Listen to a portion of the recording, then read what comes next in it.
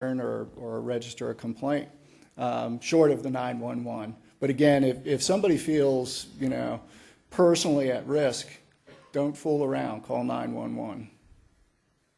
So I've got another question from the field here. I'm an employee with Placer County, but aside from my concerns for the employees in the DeWitt Center, I also own a home less than a block from there.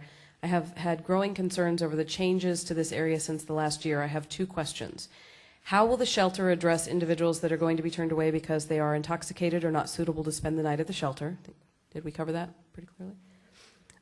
Is the county going to continue to host what my family has now referred to as spring-summer Woodstock on the lawn in the DeWitt?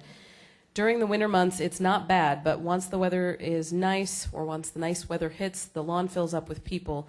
It is detrimental to property owners in this area. This display is driving the prices of our homes down and scaring potential buyers away. Yes, I mean, we've heard those comments both here and previously, and so those are things that, we need to just pay attention to and deal with the best way we know how. Hi, with Treasury.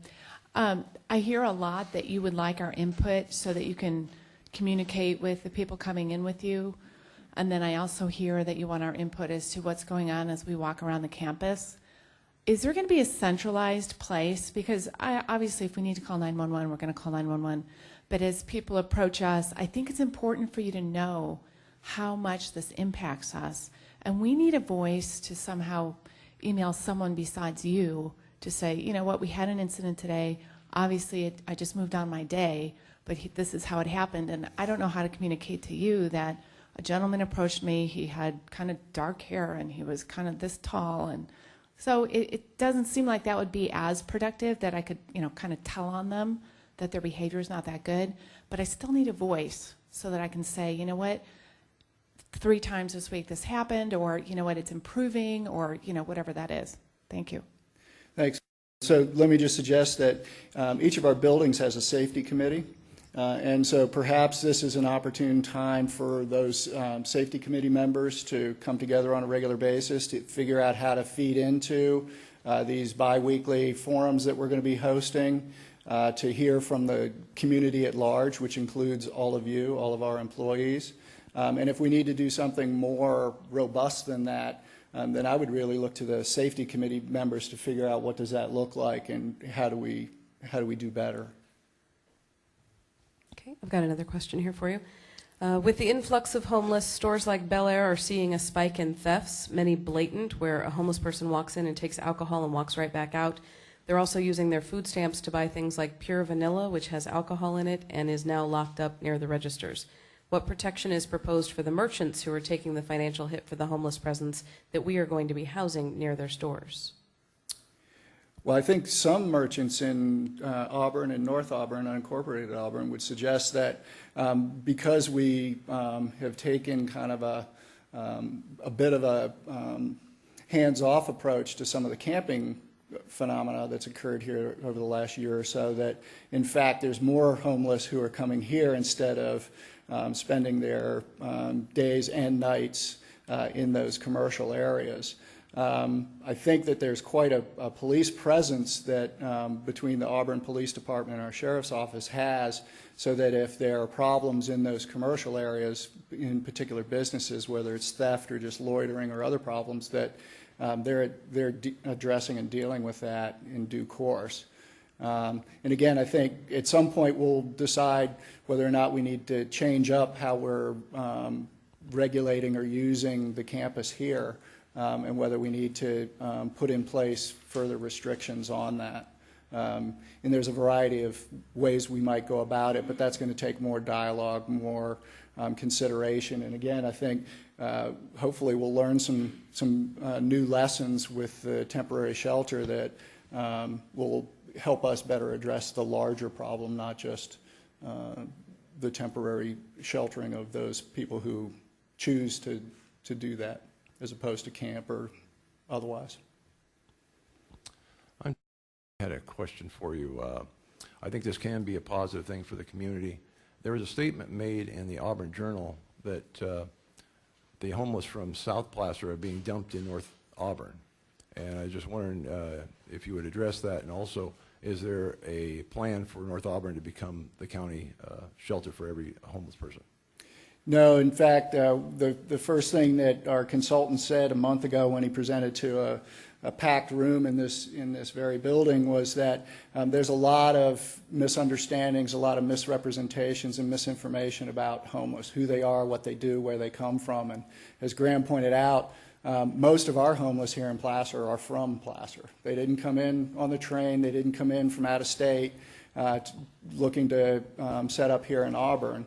They were here already, and probably an incident or two resulted in their becoming homeless. And so we need to understand better who these people are and what we can do to support them so that hopefully they can become housed once again.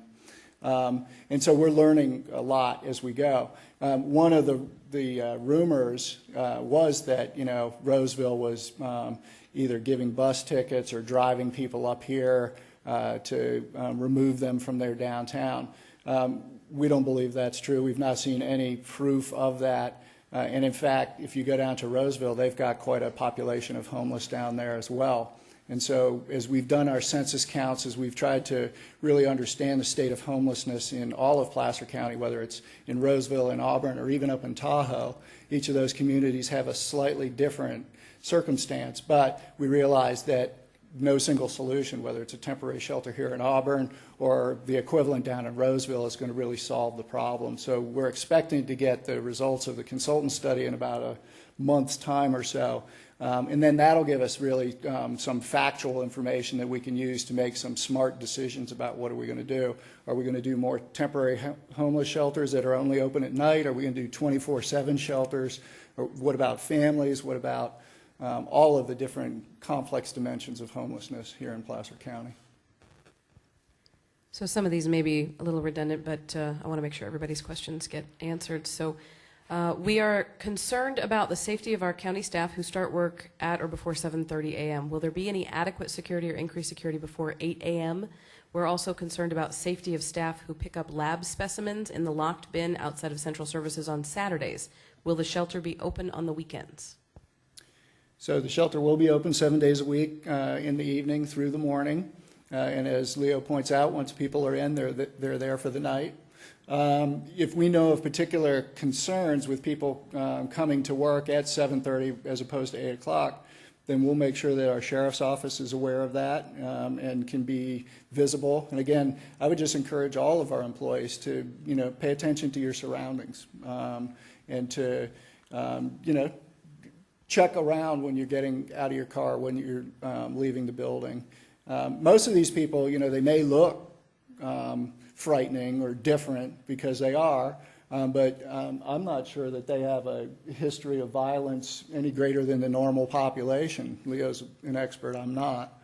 And so I think some of us have these kind of ill-founded fears, whether they're based on, errant information like appears in the newspaper from time to time, somebody getting quoted about something that they sound like they know what they're talking about, but in fact it's fiction, not fact.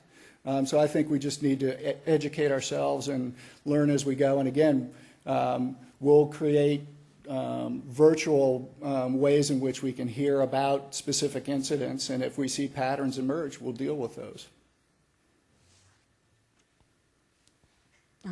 From tax collector again. This may have already been answered, but individuals can only check in from 5 to 8 p.m., but can they leave anytime, or do they have to stay till 8? No, once you come into the shelter, you're going to be here for the entire evening. If you leave the shelter, it's voluntary admission, so you can leave, but you're not going to be able to come back. Oh. So it's restriction that a lot of folks have to think about, and then they realize that they're just going to stay in. But if they leave, they're not coming back that night.